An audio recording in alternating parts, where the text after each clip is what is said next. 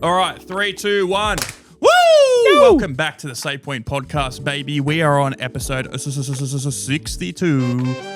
We're back, baby, and we're back from epic Metallica. Woo! Ben and I went and saw Metallica. Finally saw my favorite band. They finally came back after 12 years. I got a can thrown at my head. There's a little red dot there. Looks like I'm also male pattern balding with that. How I did that then. But yeah, we went and saw Metallica. Very gamer. It was very gamer. Very gamer. Actually, we can bring that into gamer because we saw a guy playing Crash Royale. Crash Royale. Oh, jeez. Next to us while I think it was while Evanescence were playing, and yeah. then he also checked it in one of the guitar solos in one of the Metallica songs. Oh, fuck off. Come on, man. They played good solos that night. Yeah. But episode 62. Fuck it, let's talk about Metallica for a little bit. Yeah, might as well. This was a big thing for me. I had tickets to their last concert 6 years ago. That got cancelled. Literally, I was on Ticketek and was looking at the tickets for this one, and I scroll back a bit and it says, oh, Metallica 2019 or whatever. And they got cancelled because they decided not to come. Thank you for going back into rehab, James. Yep. But it's a good excuse if you don't want to tour. That's fair. But I think the vibe I was getting, at least, especially on their social media, is that they definitely want to come back. Oh, 100%. They said at the end that they're like, we're definitely coming back, blah, blah, blah. It feels like one of those things where it was probably a chore for them to come back in the day, but now what their tour schedule is they do basically one show in a city or maybe two, and they have day breaks, like 4 or 5 day breaks, and they just fucked around, did whatever, and I think they fell in love with Australia. Yeah. And did a lot of things there, so. Yeah, well, they put a photo up on their Instagram saying we will definitely be back, and then they're like New Zealand next to it all on a yacht drinking. So yeah, I saw that, like on Sydney Harbour. Yeah. Yeah. So that was really cool. Went and saw Metallica. One thing I wanted to bring up from that we're talking about, this is not specific to Metallica, but concert etiquette, please, if you're going to a concert, don't fucking film the whole thing. Yeah. Don't, please don't. I've been waiting so long to go see Metallica. The guy in front of me fucking filmed the whole time. Had his phone up the whole time. Fuck off. Yeah. I'm on my tippy toes trying to see around. I'm trying to look at them. And you're there filming the whole fucking thing. You're never going to watch that back. No. You're never going to watch that back. Specifically, take one 30-second video, if that, yeah, and have that every as now and then. I went to couple Metallica photos, concert. sure. Look, there. I'm not saying you can't use your phone, but man, don't record the whole thing. Anyone who's going back and listening to that, like even modern day phones, like the audio quality on that is going to be so blown out. The big thing is, and Ben and I were just saying, Metallica film their entire concert, and they usually put it up within a few days, and it's professionally done and looks fucking amazing. Like, why the fuck are you gonna look at that footage? Yeah. Like, fuck off. I remember in high school, one of my mates, he had a recording on his phone that he had taken off, I think it was cassette. He'd like recorded the cassette playing off his phone. Yep. The cassette was already a recording of a vinyl, which was a recording of their live. I think it may have been Metallica. Probably but it was like a vinyl of one of their concerts that had then been put to cassette, and then he'd record that on his phone. It was just screechy noise, and you could just barely make out the chords in that. I don't understand why he... I've absolutely done that. I've absolutely put a CD on and recorded it on my phone to use it as my ringtone. Back in the day, that was definitely a Nokia thing. Yeah, but that's one step. This was like, this thing's been recorded once, then again, and losing a bit of itself every single time. My little pocket camera, I tried watching that back last night when it was quiet. That thing is, you can't hear anything. It's just constant noise. This thing is also like $40, so yeah, photos look okay, but the video is not good. No. But no, it was a great time. I think it was probably the best concert I've been to. I didn't enjoy it the most, just because Ben and I went, just where we were standing. The vibe around us was to the left and behind us was fantastic. Our little sectioned area was definitely a bit more tame. Yeah, we were in standing. I just think Metallica is one of the biggest bands that has ever been. They've got one of the biggest albums of all time, things like that. But there was a lot of people there who only knew the Black Album and they knew Master of Puppets from Stranger Things. Yeah. So there was a lot of stuff playing, a lot of songs, which it's fine. Look, the longer a band is around and the more popular they get, the more, as you said before, normies are going to be attracted to them. Yeah, without sounding like a fucking elitist. Yeah, exactly. Not everyone's going to deep dive on a band. Some people are just going to go, I know that one song from that band and I like it, therefore I like the band. That's how my dad buys vinyls and CDs. He goes, I like that one song I heard on Triple J, and then we'll buy the whole album and listen to the album and be like, okay, I don't actually like any more of this. They just had a good song, which I didn't know. I knew enough Metallica songs to be like, yeah, I'll come to the concert. Between, July last year or whenever we bought tickets. I've obviously listened to a lot more since then, and I knew all the songs. I'd heard all the songs that were played. I knew the words to like 6 of them maybe. Yeah. Which I went because for the vibe, so. Yeah, I think a Metallica concert is one of those concerts where it's like a bucket list, like, oh yeah, that's a big thing. I was not yeah. gonna go. Yeah, it was, the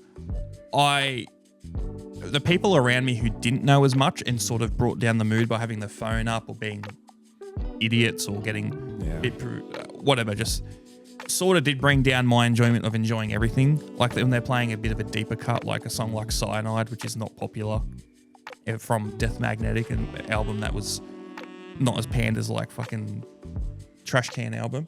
Yeah, that's an anger. But it's just not that popular, and everyone around just doesn't know, and they sort of just putting their phones up and not doing whatever.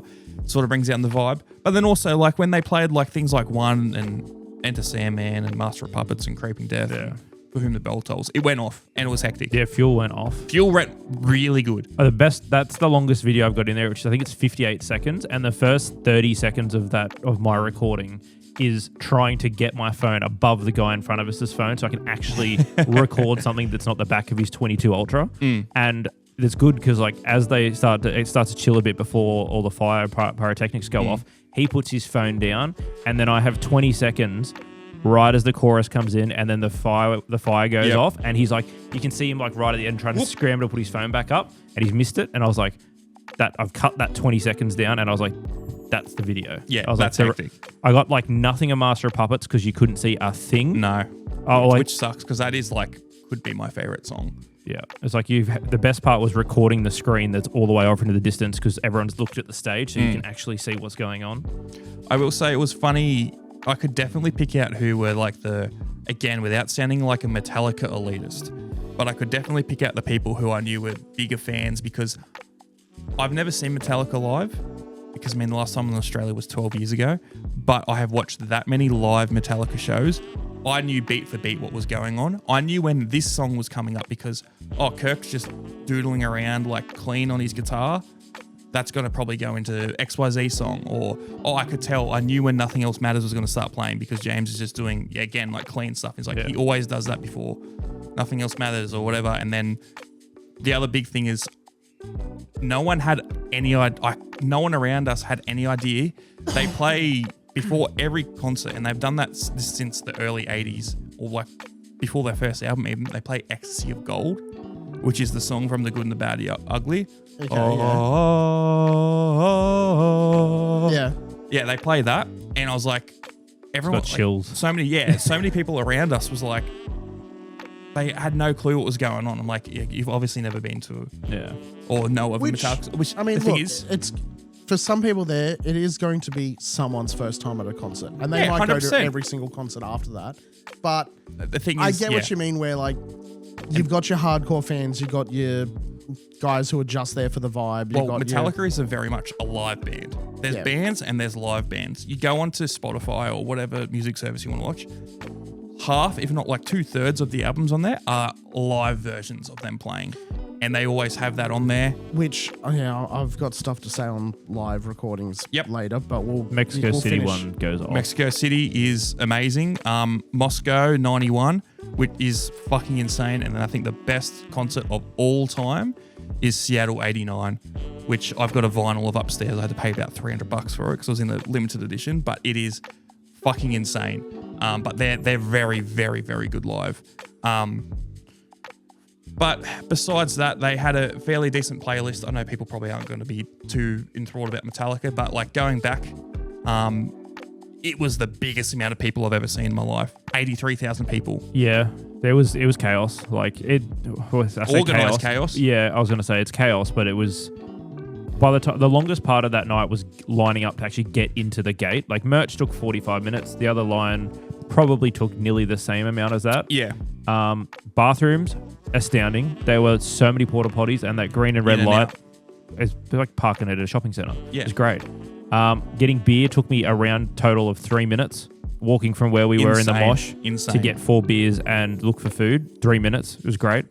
And I think getting out of there as well, other than once we first initially got out of our spot, getting out of that place was 2 minutes, 3 minutes maybe. It was so good. Yeah. So good. And Metallica's got it down to pat. They've been doing this for, now nearly 45 years. Which, if you're doing something for that long, you should have it down to a practiced art, honestly. But it was amazing. That this has been a massive thing for me for a long time. My favorite band. The reason I started playing guitar, I've spent a lot of money because of this band.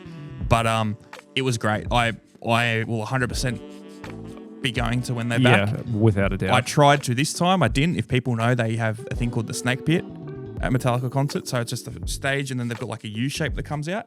There's a pit in the middle and they just walk around and play around. So you're really, really close. Yep. Those tickets cost a bomb. I was going to spring for them. Just they went too quick. Yeah. They're like you need to get in a draw to win a draw to win a draw to be able to buy the fucking $4 tickets or whatever. I will say, for the Snake Pit photos I saw for like Sydney, I don't know what the other cities were like.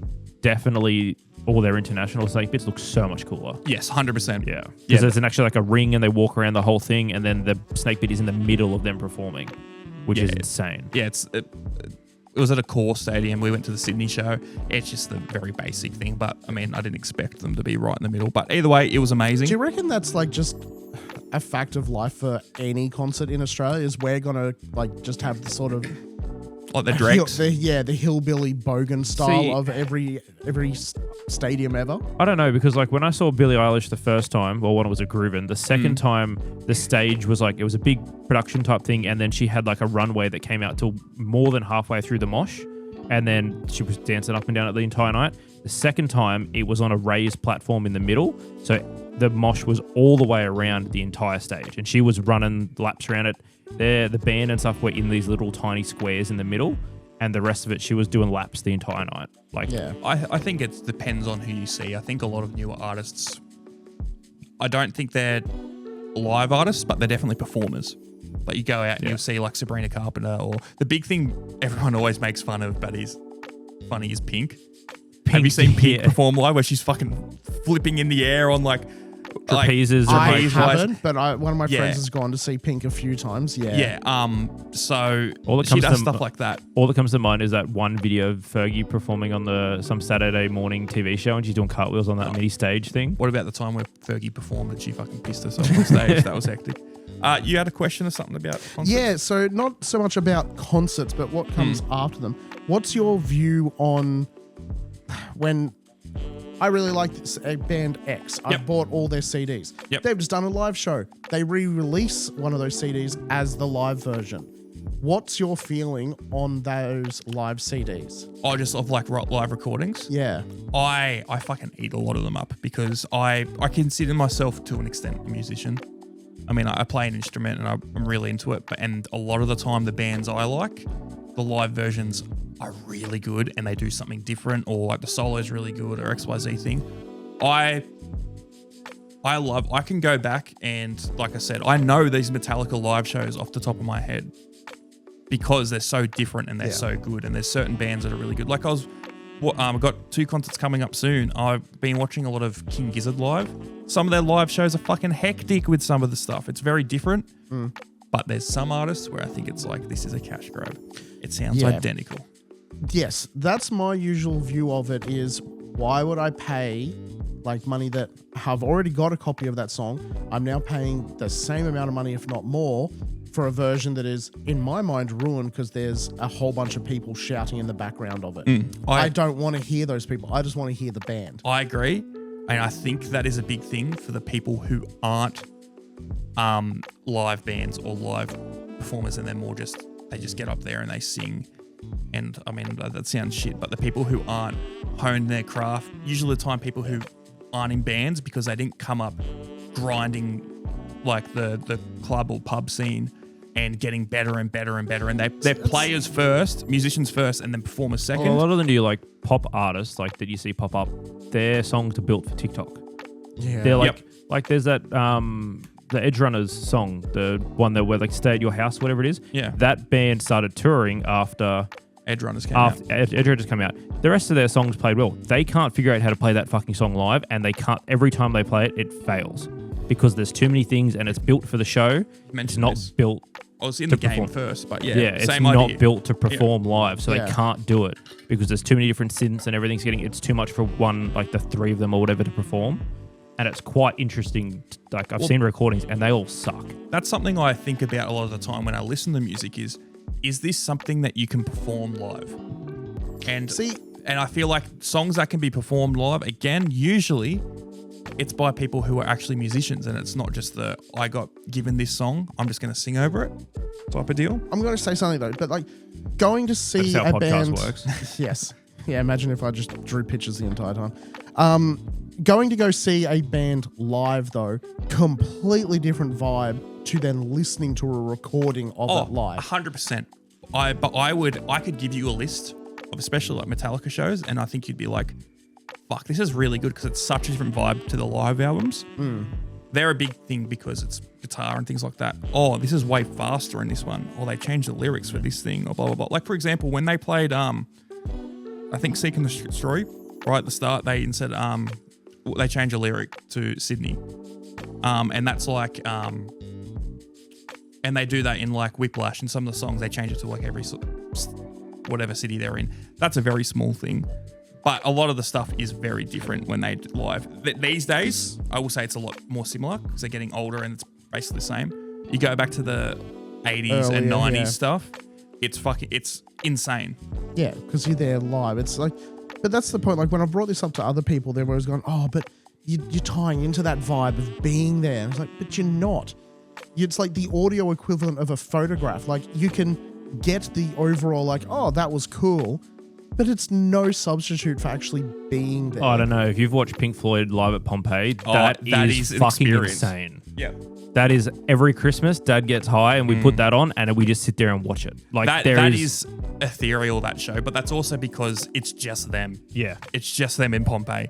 Like there's no crowd or anything. They're just performing in Pompeii. If there's no crowd, crowd or anything, that I would say, cool. That sounds like a live recording that I'd be like, I'm happy to listen to that.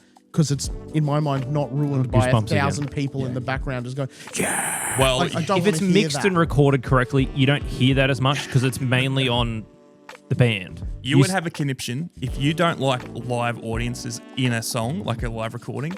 If I sent you like the one in Seattle 89, you would have a conniption because the first 2 minutes of the song is literally just crowd noises. It's just them chanting. I can. Woo, woo, because they haven't started the song yet. They just put that in there because the start of one they always put like World War I, like planes flying over and bombs and things like that to get into the vibe of the song. But it's just crowd noises for 2 minutes. I've listened to plenty of live like recordings before, and every single time I'm just like, I just want to listen to the song. I just want to hear the band. I don't want to hear some. You're also hyper autistic though, so yeah. But like going back to what you said earlier about wondering how how artists are going to perform songs live. I had that same thought when we paid to go. Me and my sister went and saw Billie Eilish, bringing it back to that again. Yep. I'm like, I don't, because it was her and her brother recording and he did all of it. I was like, I don't know how they're going to do this. First concert, he was there also. He just did like a keyboard and stuff, and they had a band doing it. Second time, he didn't come, so it was a whole other band doing stuff. Yep. Sounded identical. Like everything sounded fine. They did it all just on instruments, except for a few songs. They just went, we'll just play the backing track and go ballistic. But very, very surprising. Yeah. Well, I mean, like, even for example, I was like, fuck, because one of the openers for Metallica was Evanescence. Yes. And they were amazing. Amy Lee fucking destroyed it. She's got such a good voice still. It's exact same. But when they played, well, for example, Bring Me to Life, or what's the mostly piano song? If Laurel's here, she'd know straight away. It's not My Immortal, is it? It could be. Honestly, I don't remember. Let me get that up actually real quick. Yeah, because I listened to a few songs from them yesterday driving home, like driving to work, and I was like, I think it is My Immortal. Which I think they based that fucking shitty Harry Potter fanfic is called My Immortal, the one that's like was the basis for Twilight or something, or 50 Shades of Grey or some shit. No, I don't know. No, 50 Shades of Grey was a spin-off of Twilight? fan fiction for Or Twilight. Yeah. And Which I think was that then was in- called My Immortal. Yeah, and it was spawned off. I think Twilight was started from My Chemical Romance or something like that. Yeah, I because he think, missed. yeah. It was based off him missing 9/11, and then they wrote the thing, and then it turned into another thing. There's a whole Yeah, it's conspiracy. a very, Jesus. very deep lore with that. But she started playing My Immortal, and I was like, that's a big thing. It's like, I feel like singing and playing the piano at the same time is such a skill. Such a skill. I gotta look at the keys when I try and play. Well, that's the thing, is I've played guitar for about 6 years properly. I've played it for a lot longer, but properly for about 6 years. Certain songs, I do not have to look down at all. Just You were becomes doing a muscle lot memory. at the concert as well. Oh, like full jamming out. Yeah, Yeah. I was playing along too. I was like, Yeah, you just get into the muscle memory and Yeah. it just goes. Yeah. But the thing is, I've tried multiple times to sing while playing, and it can be very hard. And I feel like with piano, it would be so much worse. You reckon? So much harder, yeah. Because, I mean, a lot of the time, it's like, it's a lot easier muscle memory. Piano is a lot bigger. And especially if you're singing while on piano, I feel like it's a lot harder to...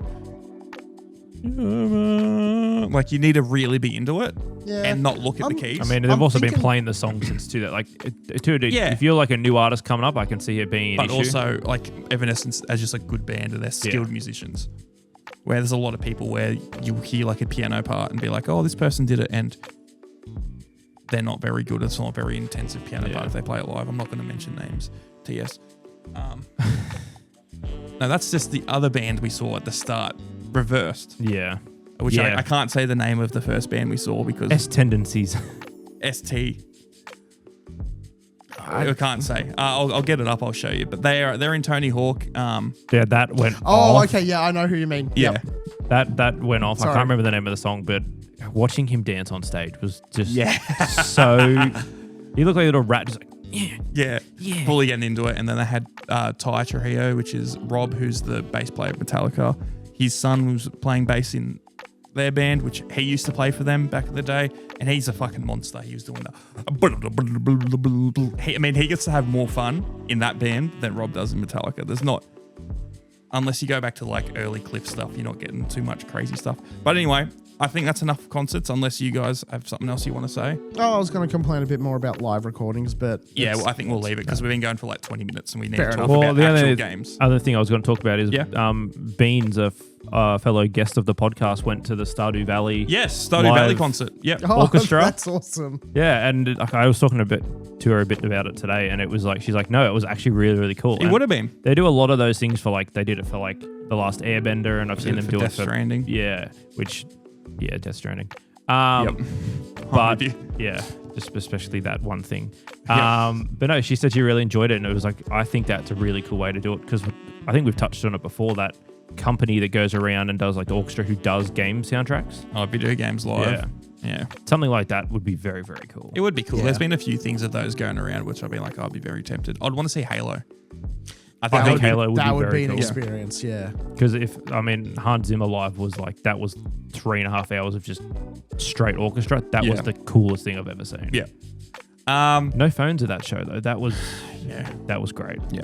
Yeah. All right. Well, let's get onto some gaming stuff. The first thing I want to talk about, and I haven't talked to you about this at all. Talk to you a little bit about this. Steam Machine. Yeah. What's our thoughts? I mean, I'm all here for it.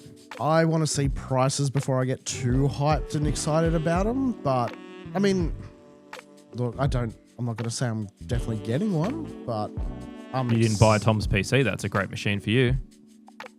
Yeah, true. I am super hyped for the Steam Machine. I think this thing is fucking hectic. I'm excited to see more about it. I'm not excited to get one yet. As I said, I want to see what their price breakdown's going to be. So price-wise, there is no confirmed price for Steam Machine yet. No. But they have said they're not trying to compete with the consoles.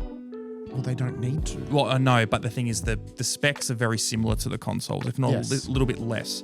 So they're not trying to compete with the consoles, so the prices probably won't be as cheap as the consoles. Just because they're not hemorrhaging money into the console or trying to make money back on software. They're just selling this product, and it's if you want it, you can buy it. I Yeah. think I think the Steam Machine, Australian-wise, is probably going to be between 1,000 and 1,500. I think that's the range it will be in. Which, comparing stuff to like some like Aftershock PCs and stuff, where they're entry level, sort of mid tier, like low to mid tier PCs are 1,500. Yeah. I mean, I've seen them do cheaper ones, like Aftershock especially. I've seen them do ones for like, I think 1,100. Yeah, but like if you're on the fence about getting your kid a PC or you've got limited space, this thing's going to go off. Yes. This is... The thing with the Steam Machine is they're not trying to say this thing's a powerhouse, and I think some people are getting really tied up in the specs of it. It's got like a custom CPU and GPU. It's supposed to be sort of equivalent to a PS5, if not a little bit weaker.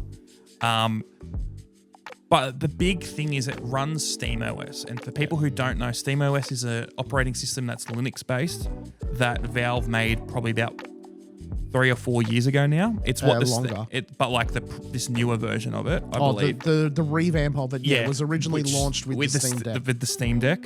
And the biggest thing is this will turn a PC basically into a console experience. Yeah. There's drawbacks of this thing. The biggest thing is that anti-cheat in a lot of games doesn't work, so you can't play multiplayer for a lot of games. It's not just anti-cheat. Like, your game needs to be Linux compatible in order to run on this properly. There are some workarounds. What I heard is that Steam has worked with some people and made some sort of program or something where it can basically almost convert any Windows game. It runs a Windows Live environment or something you like that. You can also boot Windows onto it, can't you? You can put Windows on if you want. It just comes default with SteamOS, which I would recommend keeping on there. Yes, because your overall performance is going to be better with the Linux version because you don't have to run all the Windows fluff in the background. Yeah. You just have your Linux build, the couple of drivers you need, and the game files. That's it. So basically, even though this thing is not going to be as powerful as a PS5, but very close, it probably will run stuff better just because of how optimized it is. Yeah. I wouldn't be surprised. So it's not very big at all. The dimensions, I don't know if they've got them on here.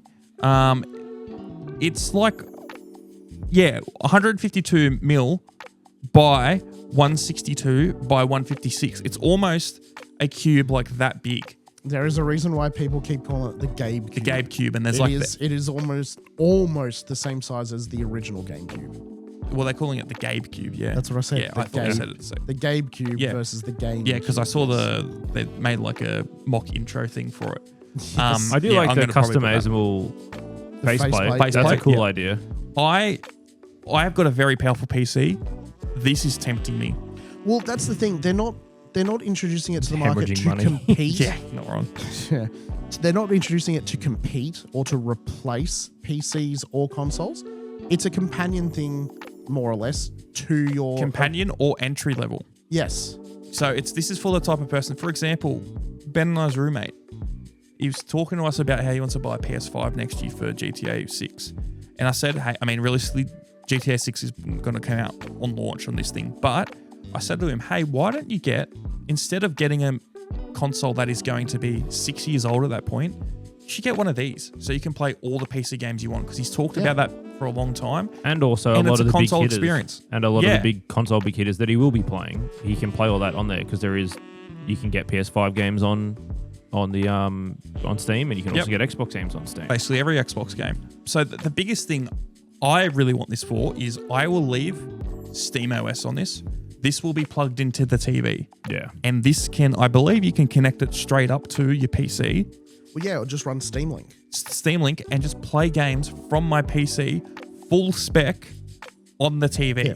Which has to be said, this is not the first Steam machine. No, this is the first one that's made by Valve. Yes, Valve has launched a product previously, this is going back maybe 10 years ago.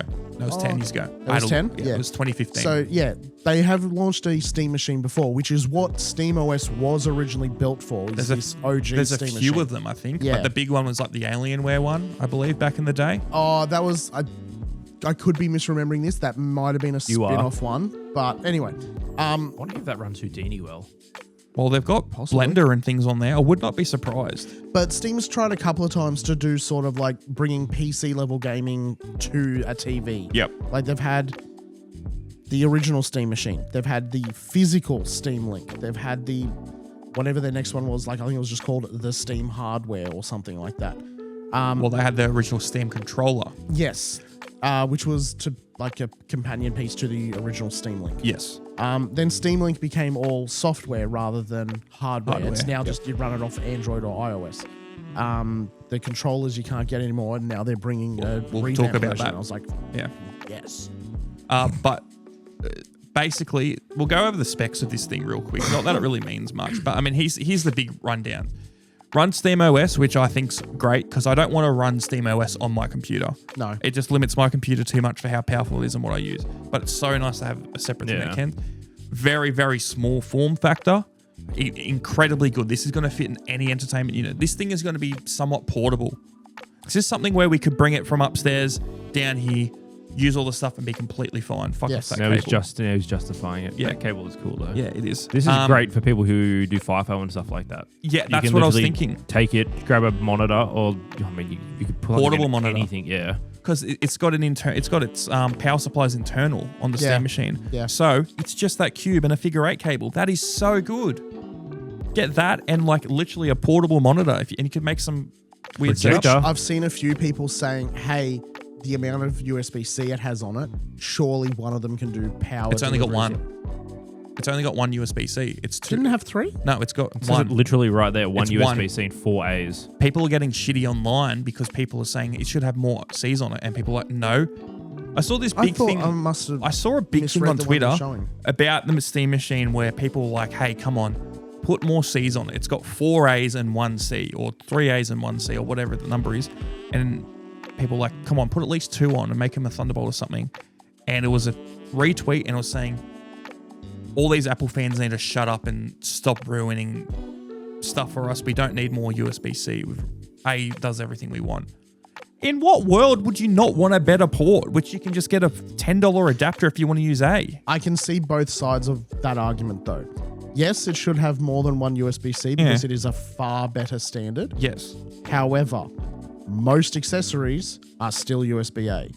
If you want to plug a wireless mouse and keyboard in, the dongles for those have only just like really become USB-C standard.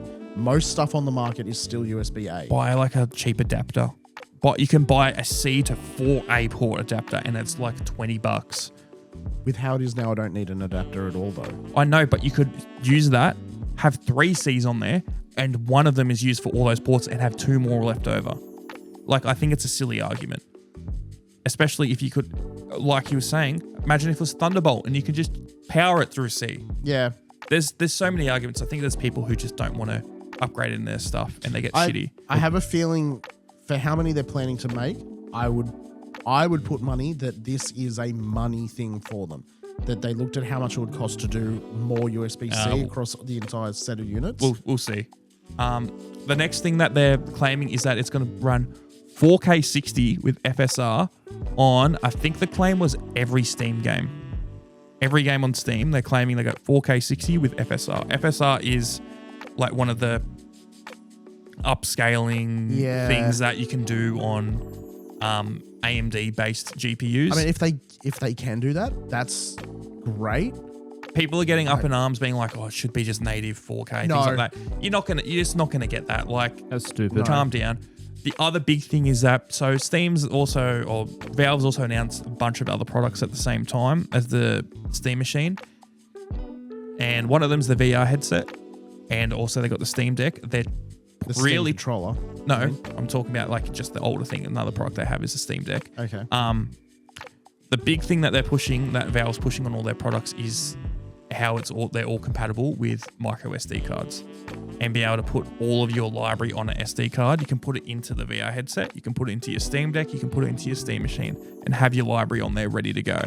So that's a big thing they're pushing on this guy.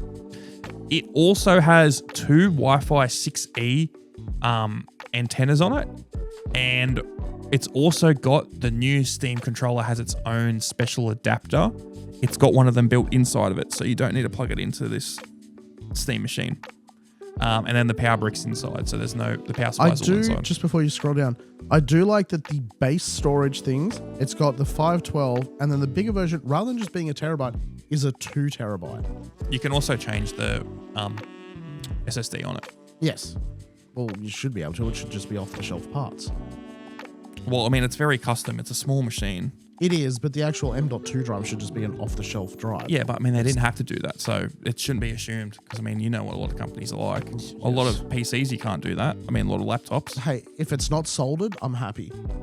So this thing, I think, is going to be a big game changer. The Steam machine, I'm very, very keen for it. I will want to see the price, but I'm very tempted on one. This is an ongoing problem that Ben and I have had for ages. Is just everyone, but I want to play my PC games. I want to play it comfortably. I want to play them comfortably. Yeah. I want to play them on the big TV. I've got a great monitor. I love sitting down. There's certain times where it's so fun sitting down and playing games at the desk, but there's a lot of times. Then your neck hurts, and then your lower back hurts. I just want to be laying down in bed and play a game, and it's quick and easy. And finally, it looks like it's there. This is making it a lot easier to do. This isn't going to add anything to my current setup that I can't already do. So there's less, unless they show off some more stuff for it, that I'm like, oh, cool, that's a thing I can't currently do. There's no big reason for me to, however much they're going to announce it for, there's no reason for me to drop that much on it right now. I think the big thing is that it's a dedicated Steam OS machine. Yes. My point is, though, they're going, oh, you can use this to play Steam games on your TV. My current setup, I can already do that, and I don't have to move anything. My TV is a smart TV. Steam OS? You're also a stupid nerd. I have stuff with SteamOS. I don't need to use SteamOS, though. But I have, on my TV, I have Steam Link. It's an Android-based TV. I just load Steam Link, and I can stream it straight from my computer. But that's not easy enough. Yeah, that's not easy enough for the general person. You're a nerd. Yes. You tinker all day, every day with PCs. Yeah. If I get home and Joe Blow's like, I don't know how to get the games on my computer, rather than watching the 25-minute video on how to connect Steam Link to your Android TV, if they can plug that in and then just turn it on and it works, that's worth $1,500. That's the big convenience, 100%. You could turn that. You could run Windows on it and just use it as an emulation machine and literally just take it with you, literally everywhere. I wouldn't need to. If it's Linux-based, I can just use any of the. Well, there you go. It's even easier then. I'm excited on that. Being able to look at okay, the hardware on that should be great for. You've got a decent controller. You can literally just take it with you and go, hey, we're going to play Wii Sports today. Not that you can, but you could play Wii Sports on it and do whatever you want. Definitely do that. Don't get pedantic. Okay. Idiot. So, but yeah, the big thing is just the same thing. I have got a HDMI from my computer to my TV. I can play games on it. I could do Steam Link. It's always a fuck around. It's not a sit down, press my controller, the TV's on with the game, and I just play, and then press another button, and it's done. Get comfortable. There's always a fuck on around. the desk. It doesn't matter. There's always a fuck around when it comes to PCs. This looks like it is the first thing where I'm like, okay, I turn on my Steam machine and I can just play. Take to Lizards? I could take the Lizards, legitimately. Probably get her one. Oh, Where she's going. One. Yeah.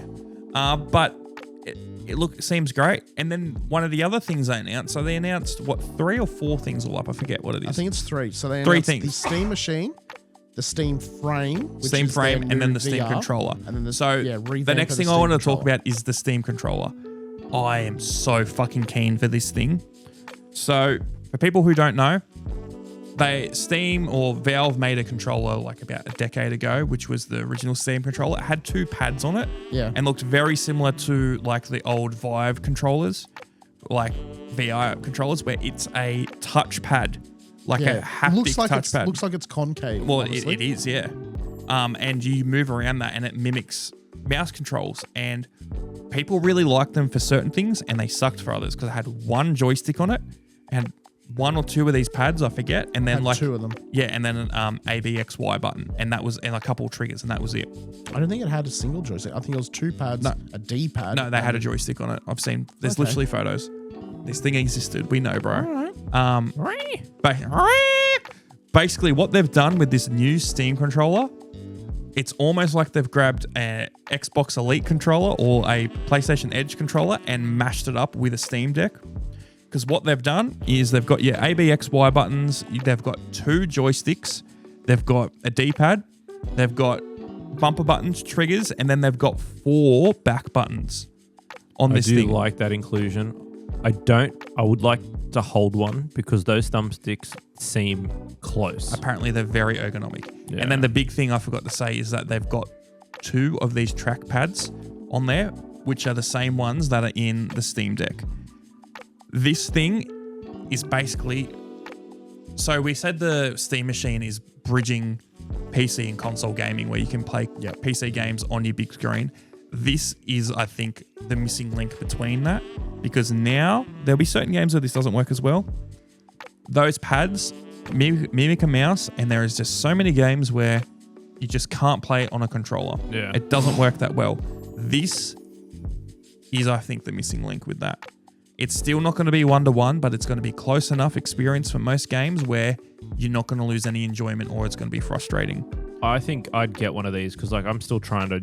I don't have an Xbox controller for Xbox, whatever it's called, Game Pass. So trying to then run it emulated from a DualSense to Xbox to actually use it on certain games is still frustrating and annoying the shit out of me. I need a controller to use on my PC. Yep. This would do that. This is the one. The only downside of this one, it's an upside and a downside. This little thing in this animation here, that's a puck. That's the wireless dongle for it. Yeah. So you will need to plug it in and have a wireless dongle. Upside is it connects 4 of them, which connecting multiple controllers to a single PC has always been a fuck around and a shit fight. The only time it's worked well is if you had Xbox original wireless adapter. Yeah, which could connect up to 8. Yeah. This can do 4, but you can plug multiple of these pucks in, up to 16, I believe, which you're not going to have a game that you need that many for. That's been confirmed. Don't look at me like that. No, I was going to ask a question. And then let me know after this. The other thing is this adapter also charges it. That's what I was going to mention. Which That's is really cool and a quick way to connect it. Yeah. Because connecting's always been a shit fight. Do we think, based on how many ports that the actual Steam machine has, that's going to be USB-C or A to connect that to the... I'd say it's going to be an A. It doesn't matter because it probably is A, or like an interchangeable port. But it's got the thing built it's into built it as into well. the Steam machine. You don't need the puck for the Steam machine. Yeah, I know, but to charge it, if you had that's all you had. It's got a C port on the controller as well. That's cool. So it's either or. Looks like it connects to C to the puck as well. C or A. It'd be one of those adapters. Doesn't matter. But this looks really, really cool. It does look very cool. I'm really pinned for it. Again, I want to see more on the hardware before I start it. Have they confirmed that it's Hall effect sticks? Or No, it's some better one. That's what everyone's saying. The magnetic thingy? Everyone who's used this, like Linus has got a video on this, for example. Okay, so magnetic next gen, everyone who, TMR technology. Not that I really know what any of this means, but everyone I've seen talk about this thing has said that it is one of, if not the best controller they've ever used. And these sticks feel really good. Another thing that's really cool is it's got high definition rumble, which is like a better version of rumble. That's not end of the world. Really cool though. It's got gyro in it, which would be good if you wanted to emulate PS3 games, especially like Ratchet and Clank Tools of Destruction or something. That skydive thing we got to go through. I was just about to think, always getting hit. I used to just grind the wall because I was like, I can't, it doesn't work. Yeah.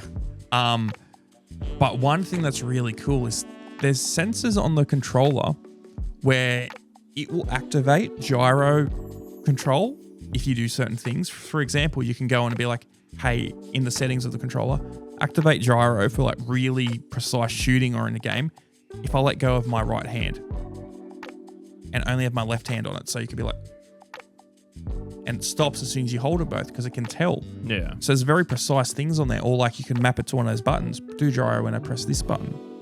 Something like that. That's really cool. Really, really cool because having gyro always on can be a fuck around. But then also like, I just want to do gyro like I'm aiming and I just like want to get a precise shot and let go for a little second and then do it. Hectic. Really cool. Really, really cool. So everything I'm saying about this thing is it's really good. I think I've heard that it comes packaged with the Steam machine. I could be wrong. Really cool if it does. I would not be surprised if it doesn't at the same time.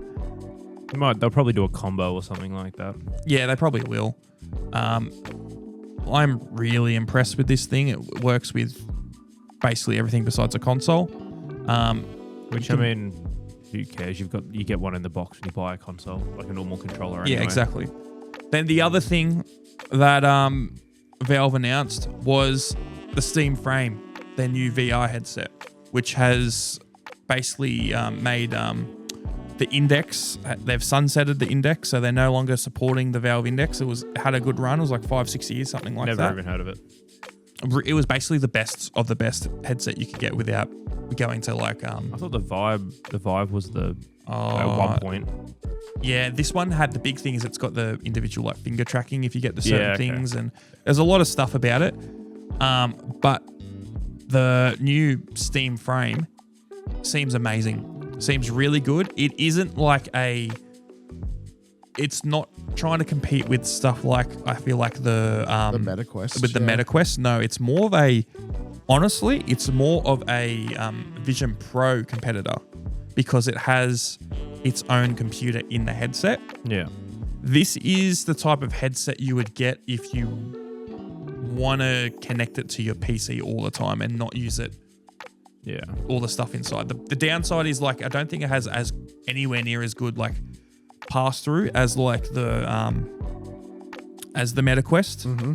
It's got like a monochrome thing on it, but it seems really cool. So the upside is it's got Windows on it, I believe. I think you can run games straight off of Windows on it, or something, or SteamOS or something. I don't know. Say, surely it would be SteamOS. Yeah. We'll scroll down. I'll tell you that in a sec. So it's got micro SD card slot on it. It's for VR and non-VR gaming. So if you just want to actually connect to it, the big thing about this, it is completely wireless. So you get a adapter with it, which you plug into your computer, this guy here, and it connects and is completely wireless. It uses 6 gigahertz connection, because 6 gigahertz isn't very popular yet. A lot of devices don't use it because it can't penetrate walls very well. Yeah. But it is very quick response. Like there's very, very low latency because most people who are using a VR headset are going to be in the same room as whatever machine. Yeah, they're using 2.4 or 5, so 6 makes it its own exclusive. Because it's just going to be for this area, but it's going to be really fast. And then the other way that they've made it completely wireless and good is they've got this thing called foveated streaming. So essentially, there's in the Steam Frame, there's 2 cameras that look up at your eyes, and wherever your eyes look, it sends a high bitrate image from your computer just to where your eyes are. So it's very cool. It doesn't work like this, but sort of think of it as like selective rendering. Yeah. Sort of like in a game where you're walking forward, they de-render or they don't render in the stuff behind you as well because the camera doesn't see it. For this, it basically streams a high quality, high bitrate to where your eyes are looking. Everyone I've seen who's talked about it says they have not been able to trick it. It is so good. That does wonders for people with shitty connections and stuff like that. Yes. That makes it really, really easy. Yeah. So could save on battery life as well because it's only highly rendering that one. Those positions. Yep. I think that works with glasses. Well, you can get like a different thing to work with glasses. That's and cool. Valve's always been very good with their hardware. Very limited hardware they've got, but it's always been very good, I feel like. So yeah, camera tracking. You don't have any base stations around, which is pretty much the norm now, but it also has it looks like at least it has the good tracking from those high-end base station headsets, which were always the better ones of it.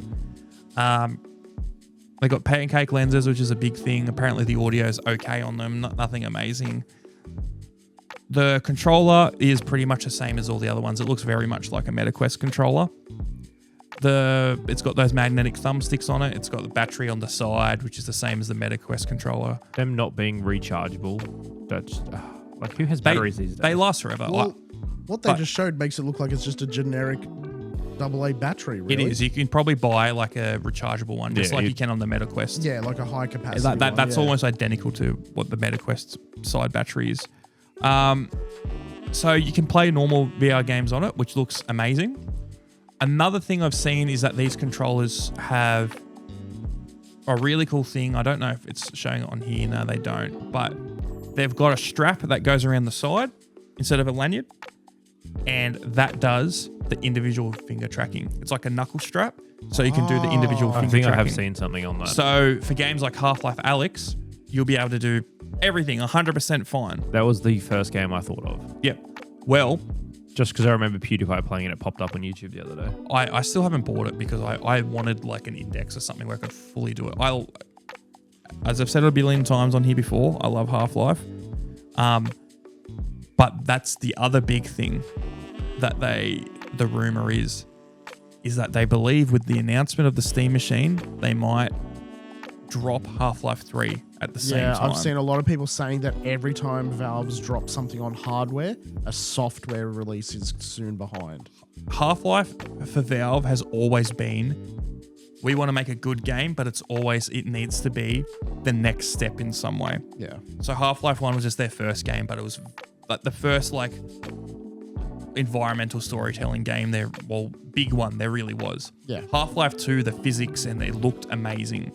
In the episodes, they tried different things. I think in episode 1, it was Alex's AI. They put a lot of effort into the AI. It's like the first game with a really good AI system. Because like, from memory, it was pretty good. It was not a scripted AI. No, it was like a lot more dynamic and it felt a lot better. And then Half-Life 2 episode 2 was very much like big open areas and trying to make a really nice game with that. And Gabe even said it in an interview. Gabe Newell, he said that his biggest thing that he had with Half-Life 3 was he sort of wishes it wasn't. He wishes that it was out and that he wasn't so much of a perfectionist with it in certain ways with things like that. When they released the Index is when Half-Life Alyx came out. Okay. So they made hardware for that game that they wanted. I feel like the Steam machine, and that's what a lot of people are thinking. I don't know what the advancement would be. It's a new piece of hardware.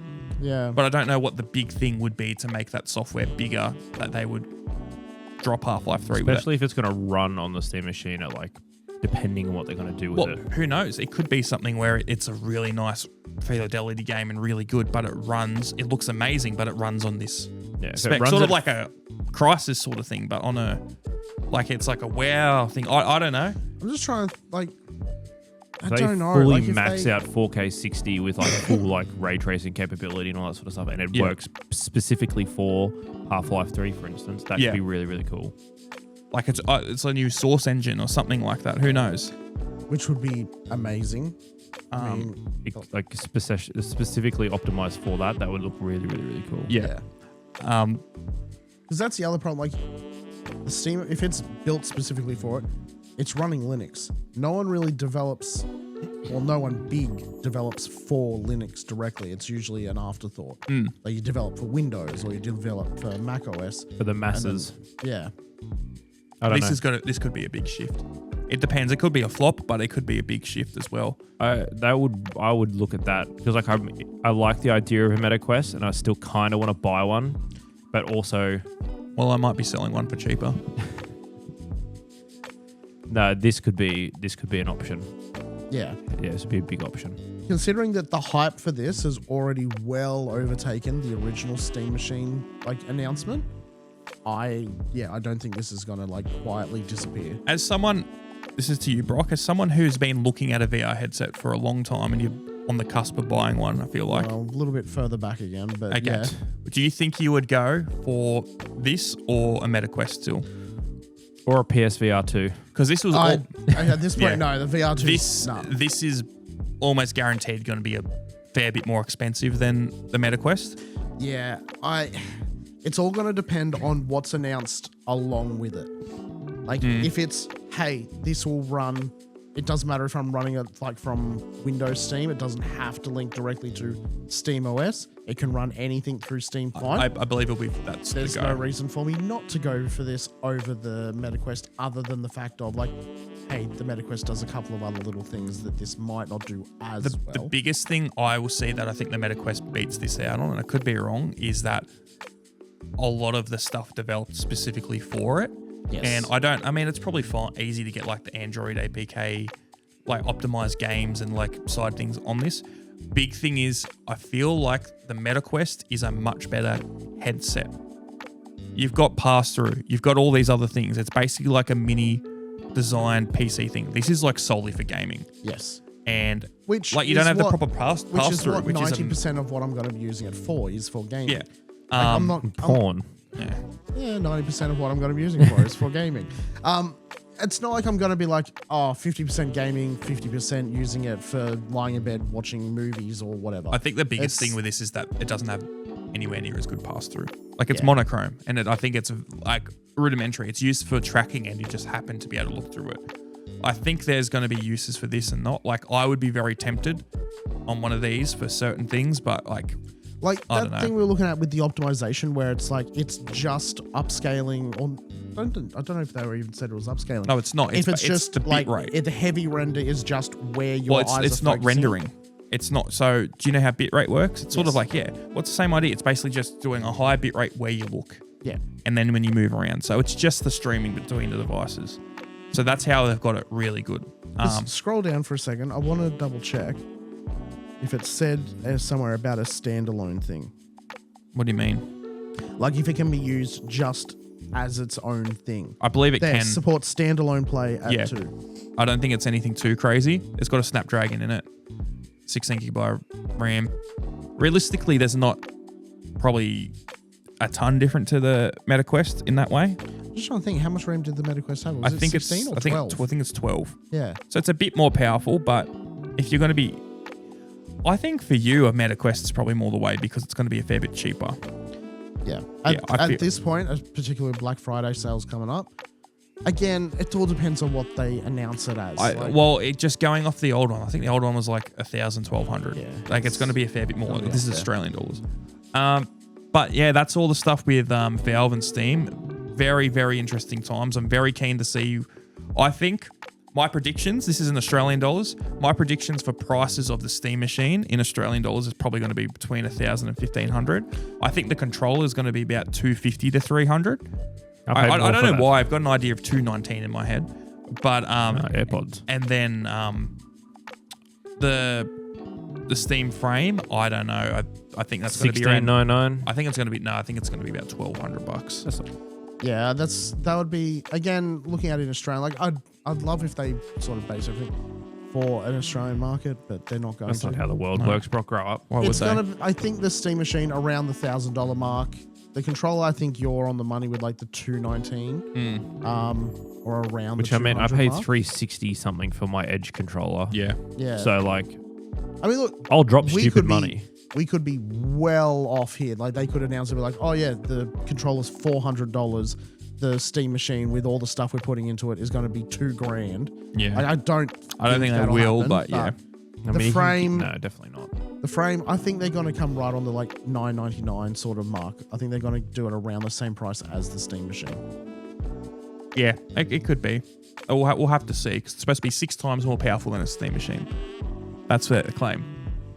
When's the release? It says like early. Early next year. So I think we'll see it pretty soon. But yeah, I'm very, very interested to see what the go is. All right. So next thing we want to talk about, Ben, you brought this to my attention, Tarkov. Yeah, so 1.0 finally got released, and Or also Escape of Tarkov. or Escape of Tarkov. From yes. Tarkov, sorry. One of our resident extraction shooters at work plays quite a bit of Tarkov. He lives Dean? and breathes it. Yeah, Yep. Dean. He was mentioning that he goes, came up that the 1.0 came out, I think it was Friday or maybe it was Sunday. I don't know. It was late last week.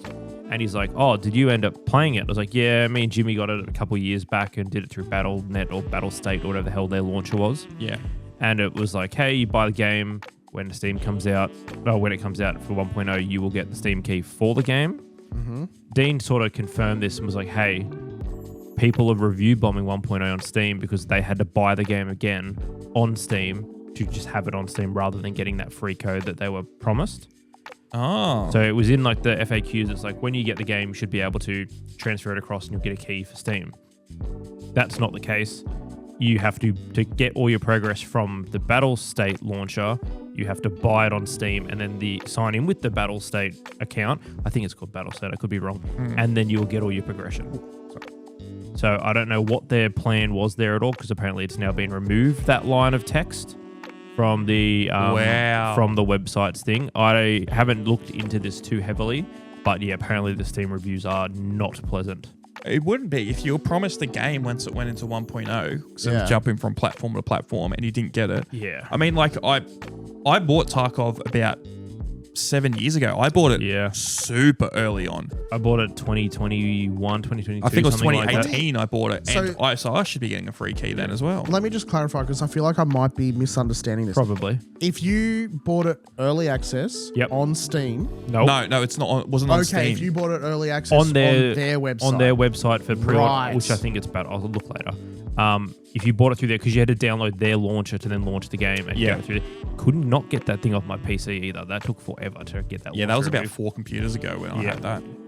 Apparently, in the text there, if you bought X Edition or this when the game released, you would get a code for Steam to get it because you've obviously supported the game. Yep. 4, 5, 6 years ago, however long you bought it. For that long, you will get a key when it comes out, so you can use your cross progression. Apparently, that's not the case. That's bullshit. That's just money grabbing like crazy. Which I'm not sure really if Dean's gone through and bought Escape from Tarkov. No, he probably again. has. He probably really has. likes that game. But like he's also super into Arc Raiders at the moment, which he's got me back on the hype train, unfortunately. Yeah, you're the only person I've really heard not really like it. Yeah, we found that like just have a shit myself, go. Jimmy, and James played. We had the 2 hours of Steams like before you can refund it. I had an unbelievable time in the beta and the playtest. Not so much in the main game. In the actual game. I don't know if it was just because it was that first weekend sort of thing and it was just everyone doing their own thing. You had all the tryhards going as well. Yeah, but like every YouTube video and every TikTok I'm seeing, everyone is loving it. They're calling it like one of the best extraction shooters ever. I want to try it again and see how it goes.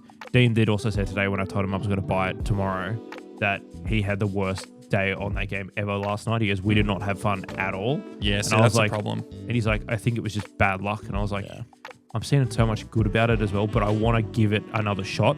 The biggest thing I've seen is people asking, like, can there please be a dedicated PvE mode as opposed to just always having to Which was my issue with it. Yeah.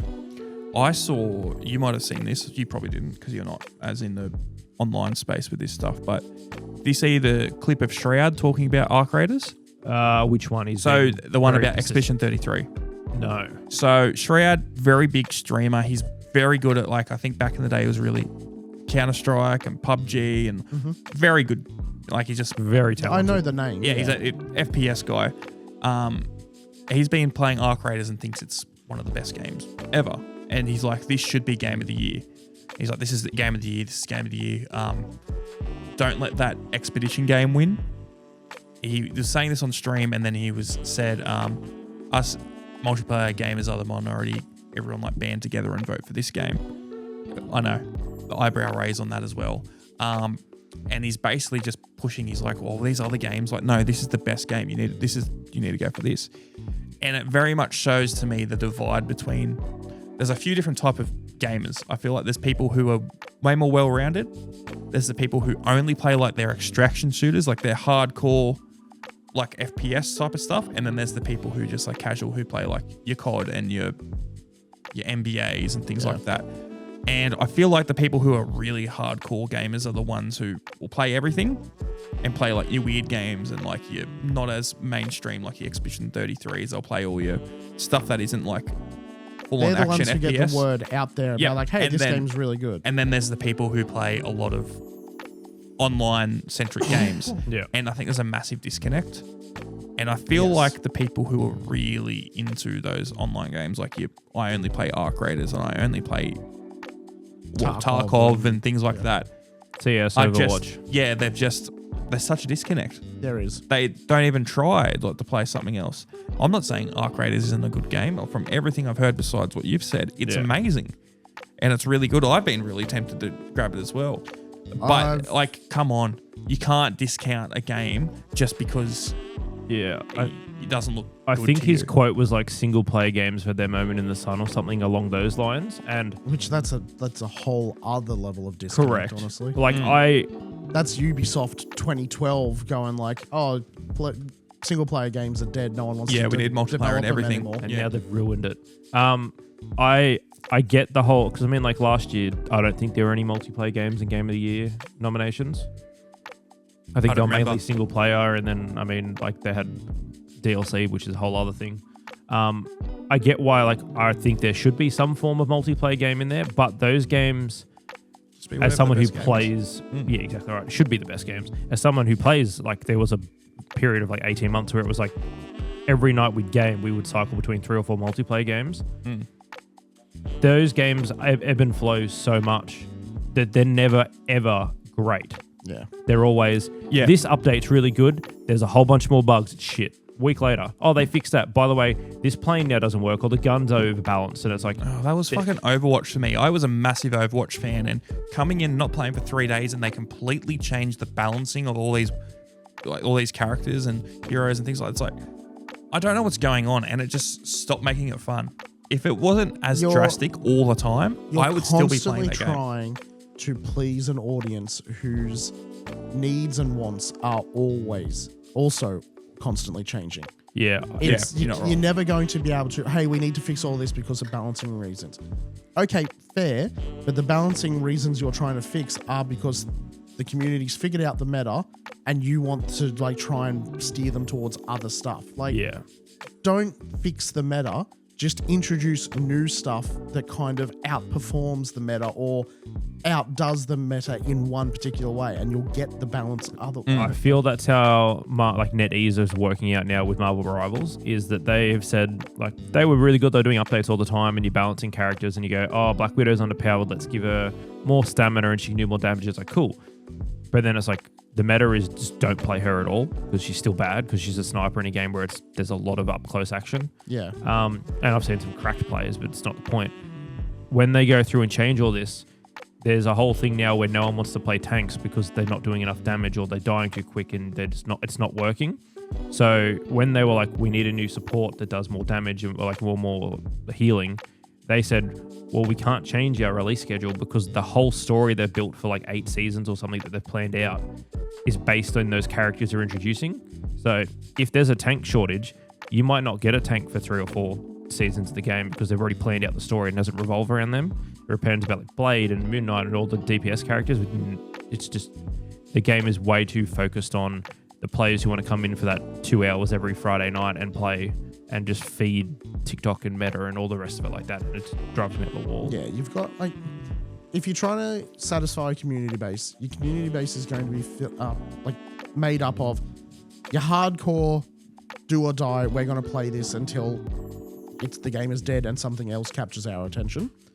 You've got the one they're the ones who can sink umpteen hours into it every single day. They either don't leave the house or they've only got a shift change job where they can spend all those hours playing it. Then you got your casual players who will be yep, I've got a 9 to 5 and then I can come home, feed the dog, put the kids to bed. I might get 2, maybe 3 hours that I can play. Yeah. And then there's this sort of in between of they're not quite one, they're not quite the other. Usually it's school kids who are I have no other responsibilities or obligations. They're a kind of mix between the two. You're never going to be able to satisfy all 3 groups. No. You're never going to be able to, cool, we've made a game that is great and all 3 groups love it. Oh, this group actually wants this one little thing changed. Okay, we'll change that. Now these other 2 groups why'd you change that? It fucks over these things. Well, okay, we'll change I think the people who honestly they need to probably target the most is probably those 9 to 5 people. Yes. And that's because they're the ones who are spending the money. They're the ones with the kids who income. are playing this game every single fucking day. They don't have the disposable income to buy any extra shit on it. No. And they'll play the same game if over they and have over disposable income, it's the income of the second group who they're the kids of. Yes. You're using the same group's money. But yeah.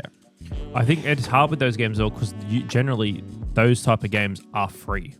So people just oh, I don't know what to play this weekend, I'll download this, and then it starts a whole cycle again. But I mean, I've dropped too much money in free games, but it was the same argument we saw with Helldivers, where everyone loved it when it first came out, and then they started changing some of the weapons. The big thing was when they changed the railgun or whatever it was. Remember? Yeah. Everyone. Or was they made shotgun shit.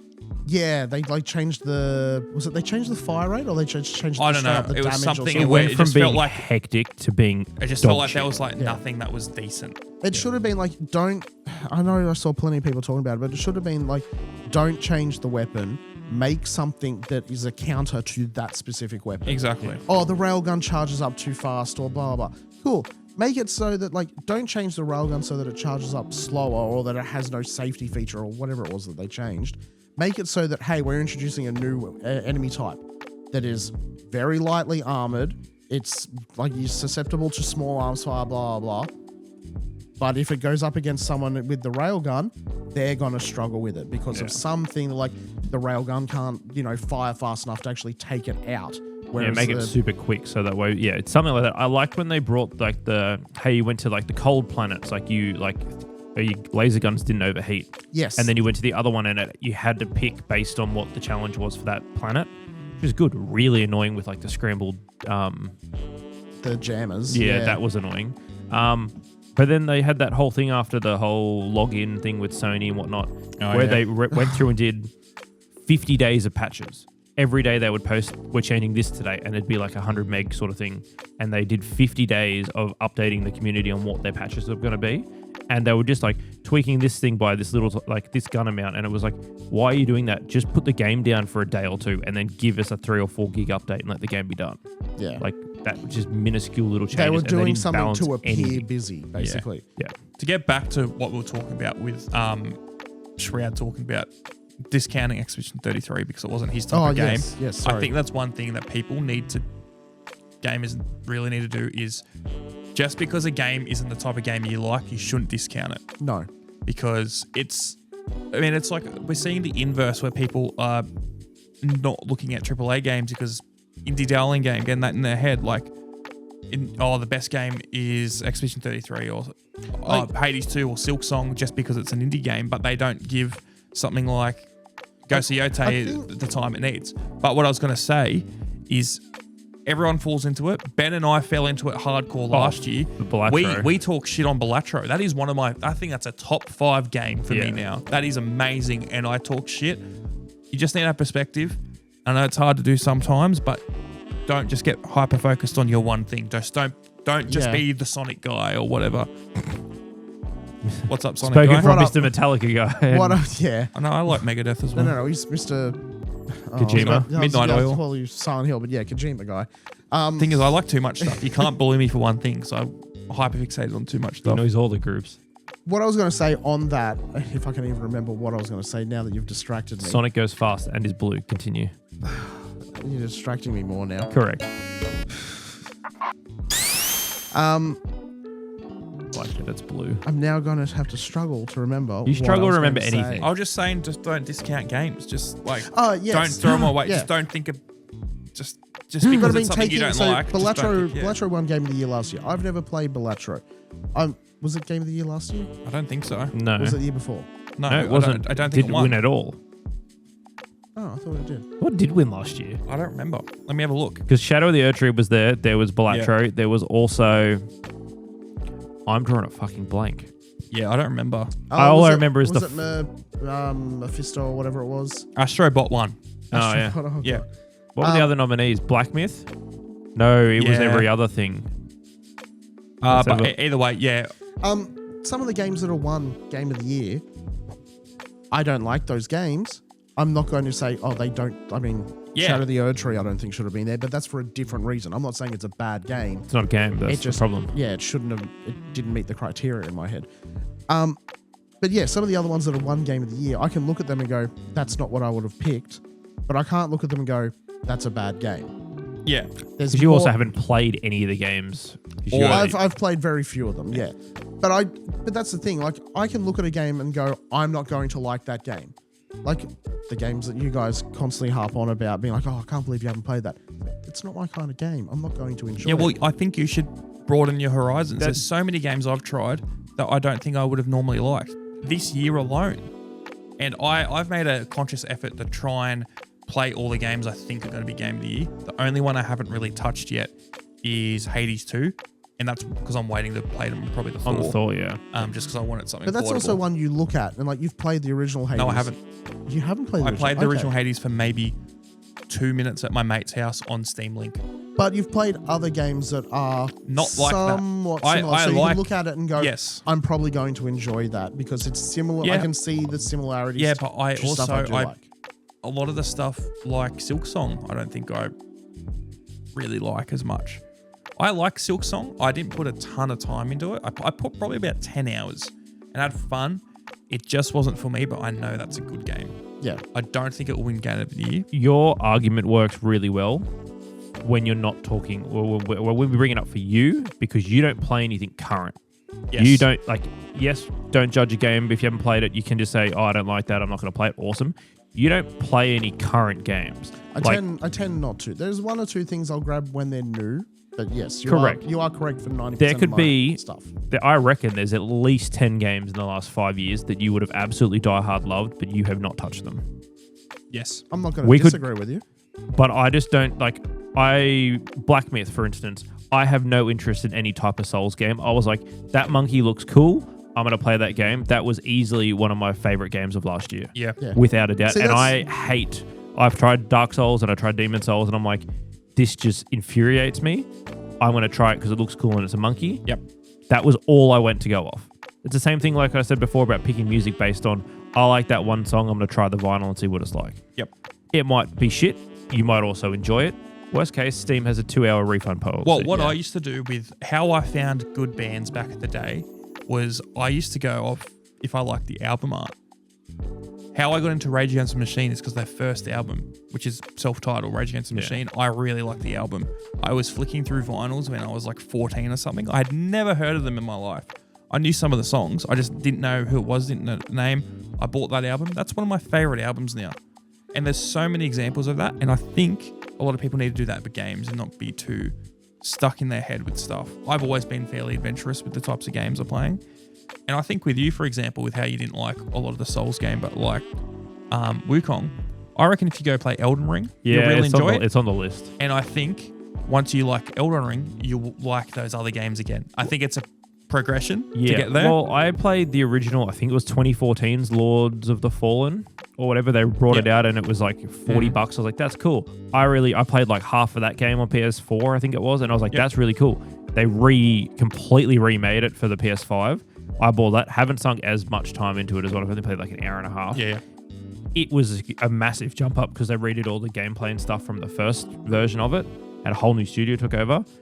I still want to give that game a solid crack because it's the same sort of style of just, I like all the visuals. Yeah. So I've never heard anyone actually like that game. I've heard plenty of people talk about it, but it's always just been, oh, that was a letdown. But I've heard Sonic the more in the last 2 years than I ever have in my entire life because of you. It's now the Waze voice on my car when I drive and get directions somewhere. See, that's a choice you made, though. I did it. It was his choice, but it was. I wouldn't have made that choice if I didn't hear Sonic at least 4 times a day in my head. Again, that sounds more like a you thing rather than me. Choice of friends, more like. Yeah. But I reckon we go through and we make a list for Brock and I go, you play these games. Yes, I feel like you do. I think we should have done that for each of us, honestly, not just for me. Yeah, but I'm open to playing any game he tells me to play. Yeah. Your games are all fucking weird on the Switch, and I'm not paying for anyone to Because do it. I think I won't deny they're all probably weird. I think Ben and I have got an appreciation where we can appreciate a suggestion that either one of us makes. Like, for example, the game that Ben's going through at the moment is a mod that I suggested him, and he's loving it. Yeah. I haven't even touched it yet. I'm 40 hours. I checked yesterday, 42 hours, 300 through the Pokédex, and I have got my 3rd gym badge like 3 days ago. I still want you two to play Zanzara. Shut up. Played God of War 2018. I think the big issue for you. How have you not touched I think that? the big issue for you is you don't have a console. No, no, I don't. I think his biggest issue, he doesn't have a console, and he goes on his fucking computer, and then he sees that fucking Ark Survival Evolved fucking staring at him, and he clicks on it for the 55,000th hour. So last Tuesday, I had Cairo got on my PC at maybe 9:30 and played Battlefield for probably about 7 hours by myself. Yep. In the amount of times, you've mentioned this before as well, that I saw Brock and started playing Ark Survival, it comes up, it closes. It comes up, last week. Was this last week? Yes. Yes, I was trying to get a server running and I couldn't figure out what the problem was. That shouldn't be up there 95 times on my in the right corner of my desktop. No. Go offline. Play something else. That too. But like, if you had a console, you hate subscriptions, PlayStation Plus, for as bad as it is fucking hectic. Yeah. There are thousands of games on there that you can just go, I want to play a PS2 game today. I want to do this. I want to do that. And you can just find whatever you want on there. you always, when you buy a new game, it's always like weird shit or like a AA game. You're like, oh, I got Avowed. I never Yeah, I know. As an example, fair enough. like what? There was one game that we all bought You this didn't year. buy Avowed is the thing. You got given Avowed No. illegally. What was the one Avowed, game so- that we all played this year? Wasn't there something we all bought at the same time? Wasn't Space Marine? Wasn't. I fucking regret buying that for $90 at work. That was horrendous. What was it? You two got it on PlayStation. I got it on PC, and I couldn't play with you. What was it? That was the Beast. Oh yeah, the Beast. Oh well, Yeah, that was fun. We got gifted the Beast. I'm very glad I didn't pay for that because I know I bought it. yeah, you bought it because I bought we had the Ultimate Edition. Yeah. I haven't gone back and played that since then because a lot of other shit's coming out. But also, I don't feel bad about not doing that because I paid for it. See, I'm still going back and playing it every now and then because I'm playing through it with a friend, and playing it through with a friend is definitely the way that game should be. Yeah, that Playing was the it same. single player is fun, but yeah. I had more fun single player on number 2 than I did on the first game. Number 1 by itself, that story was fantastic and it was a great vibe. Jumping with 3 friends with shitty internet connections into that game is so much more fun. I would like to get it on PC because I feel like you could mod the fuck out of that game and it would be so much more fun. Yeah, That's it would be. another one that's on the list is Just Cause 2 and 3 because the mods I remember seeing when I saw that game on the multiplayer mod. I Good have Game. both of them. The multiplayer mods, like, it's much like Grand Theft. You get some people on there who are just there to like be trolls. Other people are just like, hey, we're going to do a race from one end of the map to the other. And by the way, everyone's going to have someone, what was I call it? Jockey strapped to your car. But yeah, you're going to have someone attached to your car who's going to, like, their only goal is to try and shoot tires. Well, that's another thing I wanted to bring up about. I think this Steam machine's going to sell like crazy because finally you're going to have proper mods on your home console. Yeah. There's so many people. I started getting into PC gaming solely because of mods. Well, I'm now thinking about that. I'm just like, I don't know if it will. Like, it'll support everything through the Steam Workshop, hopefully. Yes, because it's Linux. But it may not, like... Who knows? I haven't looked. I feel like that's a big thing that would probably push. Valve's very big on mods. If they did... Very, very big on mods. If they did Nexus support, that would be, like, yeah, game Epic. over. Oh, if or only for Nexus every other pulled their head company in. is just like, nah, done. But no, I feel like there's a lot of good contenders this year for Game of the Year. I think a lot of people need to broaden their horizons and play a lot of things. You included. There's a few games I want you to buy that are now coming out to Switch. I think you should jump on the Yakuza games. I think you will enjoy them. I looked at a couple of trailers for them. And I was like, that actually looks kind of fun. I should. They're go and very play fun. them. You Should should we play. find a humble bundle for a lot of those? There is a collection. I didn't know I had a physical disc version of like Yakuza 3, 4, and 5 or something like that. They're a good game. They're long, but they're fun. That's a good game you could play. But I think you need to jump on a lot of stuff. You need to jump on a lot of classics. Yeah, but I mean, it was just console-related classics that I think I missed. Like all the Halo games, I've got all of them. I bought the Master Chief Collection. I just haven't touched it because we were going to play it with a group of friends, and then they all started on a day I had off. Same thing with a lot of those situations, and then they just kept going, and then someone spoiled, I think it was Reach, for one of them who hadn't played it, and then he went ballistic and hasn't touched them since. I think it was. Can I guess who this was? No, not. Okay. He had an Xbox. He played all through it. Okay. Not that he's listening. Yeah. They said he started listening to it. But Which is like from episode 25 to 30. let's skip that. But no, I think it's. We should make a list for each other. We should suggest 5 games or something like that we should all each other play. I mean, there's plenty of games on there that I think you guys should play. That I have a played. list of like 15 from you alone that I should play. Most of them are all the Metal Gear games. Yeah, I mean, I suggest Metal Gear, but it's not for everyone. I've never thought that it's one of those games like, how do you not like Metal Gear? Resident Evil. That is one of the ones on my sort of view card Resident Evil. of, hey, this is a game I don't think I'll like, but I can't deny that it is a good game. Well, You for don't example, know till you play it. Yeah, well, the thing is, I've at least played a Metal I Gear just said game. it's a good game. I just know that I'm not going to like it because I've tried Metal Gear before. but I don't really accept this argument, and this is why I brought up the thing with you might liking the Souls games if you play Elden Ring and then go back, because when I first got into Metal Gear, I first started with Metal Gear Solid 3, and I fucking hated it. You've told I us this, hated yeah. it, and then I started playing Metal Gear Solid 2, which is, I would say, an inferior game in a lot of ways. And I loved it. And then I went back to 3 and I was like, fuck, I love this. Yeah. I just needed the right drug to get me in, essentially. And that's the same with like Resident Evil, because those games are all so varied and different. But if there's a new Resident Evil game, I'm going to play it just because I'm so locked into that franchise now. Are you going to get Requiem? Oh, 100%. Requiem? Yeah, said it 100%. right. I'll get it. I'll be very interested to see, because I mean, that's next year. Well, showing someone the Very trailer interested to for see it again how that today, and goes. they were like really interested. But I noticed, and this is such a nitpicky thing, I noticed, you're doing a thing like with some of the cutscenes where the character has an item, they've got a torch, they're shining the torch at the thing. It's just illuminating the item. It's not illuminating anything behind the item, any of the environment. I'm just like, that's such a horror movie thing of like sort of that close cut sort of, Yeah, I know you what you don't mean. know what's out there sort of thing. And I was like, you can show stuff to make it more immersive. You'll have Yeah, to no, see. but they could also just be doing that to not show you the level design or something for that section. Also, Possibly, or it's a actual it was a Magic cord. Was it a gameplay trailer? from what it was a mix of cinematic. Well, it and was probably gameplay. because they did this with the last 2 games. I'm pretty sure they did it with this one, and it was shown at cons with the new Resident Evil. They've made like a little gameplay trailer that is just all section. It's just that. It's not in the game. It's just its own separate My thing. other thought is that they're doing it to, hey, we're going to have this super detailed item. We're not going to render all the background stuff so that we can actually keep frame rate up.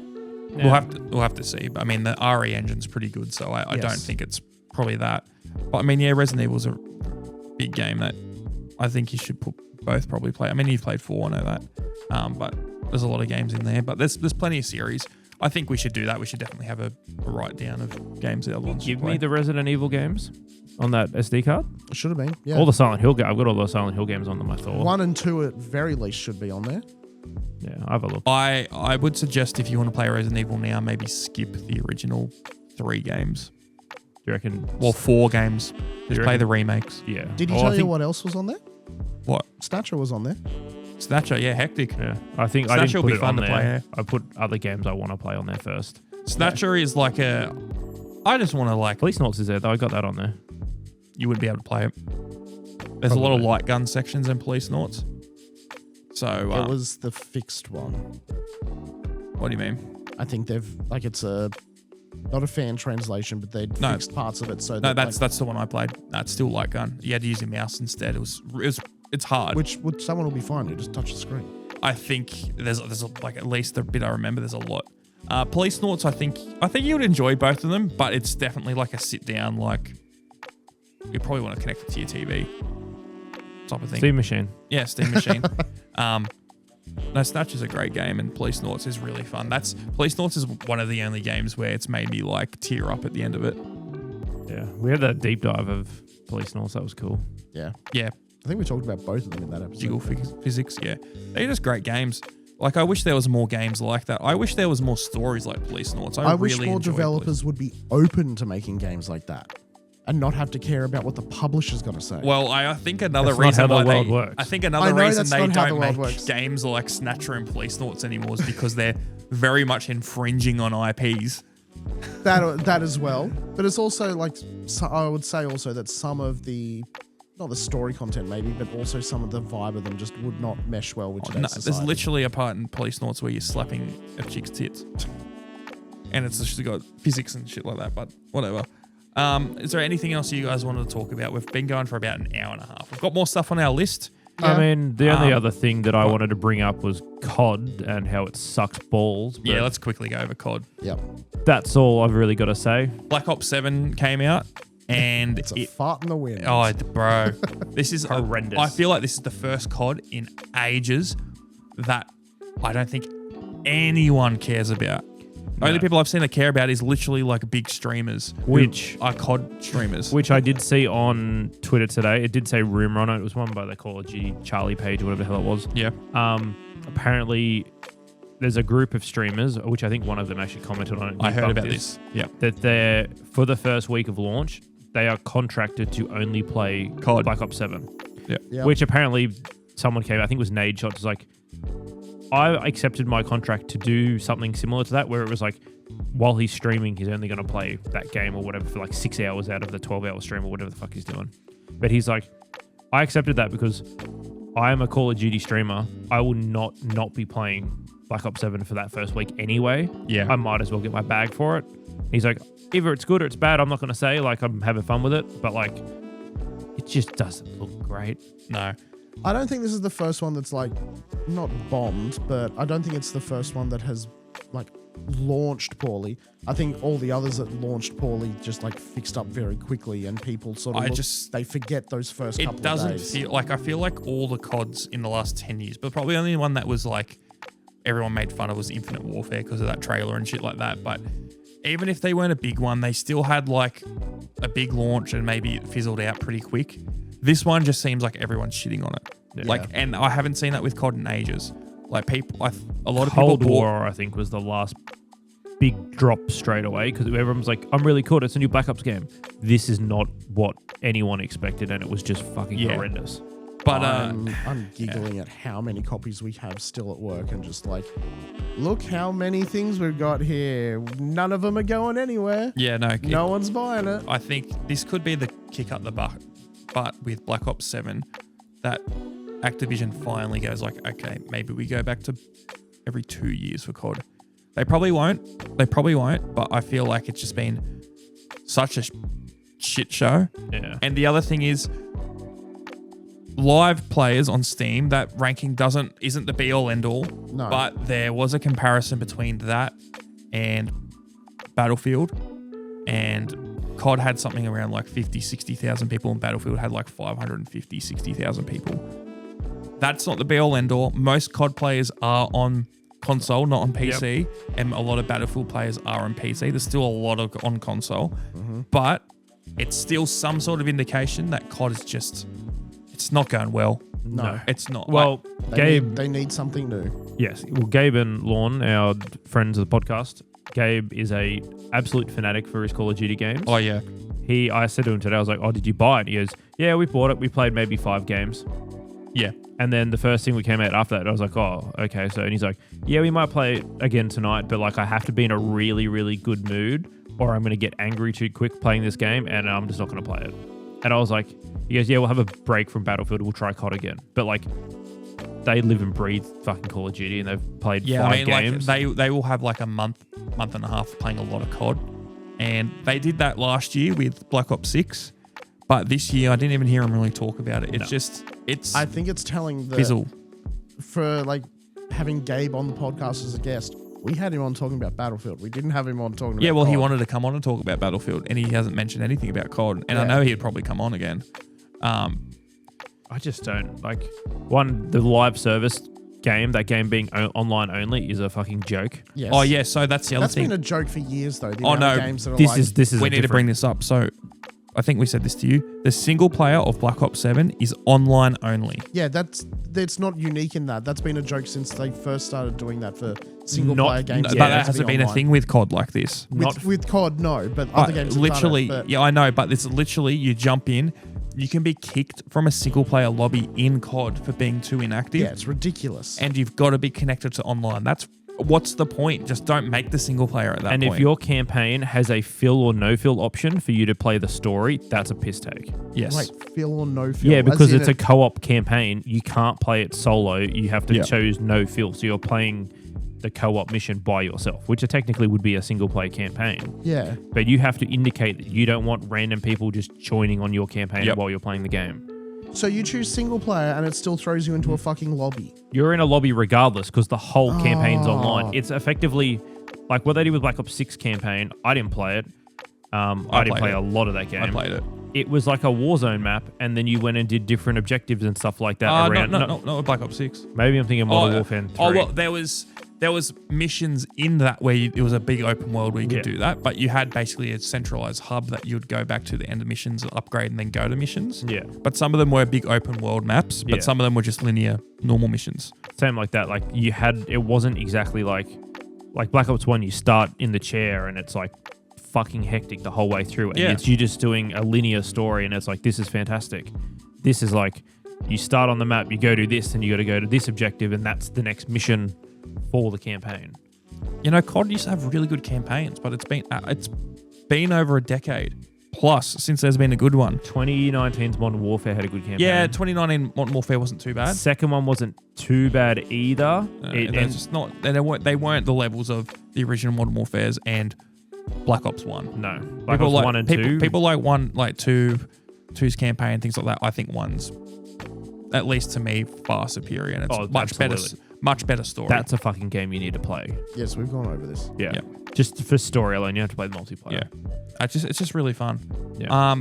I think the main whole aspect of this campaign is the Nova gas is back or some shit. Yeah, it's something silly. We won't go too much into it, but like it's stupid. Yeah, big rook, Sorry, everyone. Stupid. Well, I think that's enough there. We'll skip those things we for can now. save them for another week. Yeah. We will. It's going to be probably a little bit late, but we will be talking about the Game Award nominees next week. Do we want to explain why we're waiting? I don't know. That's not out yet. No, it's not. But they haven't been announced yet as of recording. They'll probably announce like 12 hours. Yes. 4 a.m. I think is before the stream starts. 4 a.m. is when the stream. That's like in 6 hours or something like that. 8 hours. But yeah, well, that's that. And if there's got nothing else for you guys to say, we will save it there. All right. See yous. Bye. Bye.